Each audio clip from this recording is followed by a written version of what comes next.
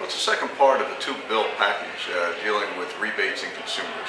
Rebates for consumers, you go to an electronics store, you go buy an appliance, you expect to get a rebate, it gets complicated.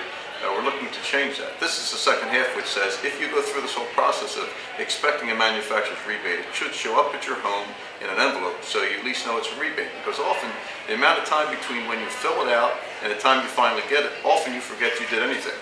So we have stumbled upon a lot of evidence that tells us that sometimes the check comes as part of something else. So it's either undersized, it's part of a card where it's perforated, so you have to cut it out. And in many cases, it can easily get lost in all the other junk mail. And we don't think that should be the case. We think your rebate check should come in an envelope so you know it's something other than junk mail. Well, the rebates are a very frustrating period. Many of us feel very strongly, as the one bill suggests, that advertisers should be more direct in how they approach a consumer with what the final price is going to be at the cafe. It's our opinion that there was some there are indications that if they sent you the check and it got mixed up with some other things and you didn't cash it, the rebate company would not be disappointed that you didn't cash the check.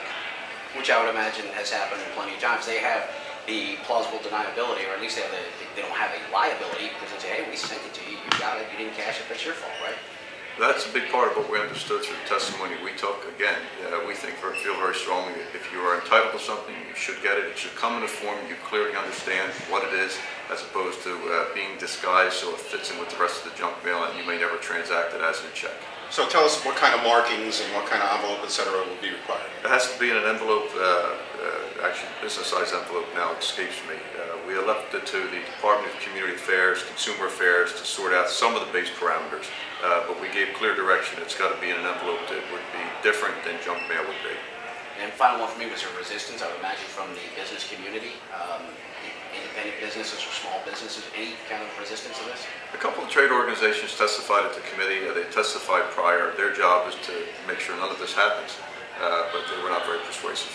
And what kind of penalties would there be for non-compliance? I don't recall. All right, we'll look out. That'll be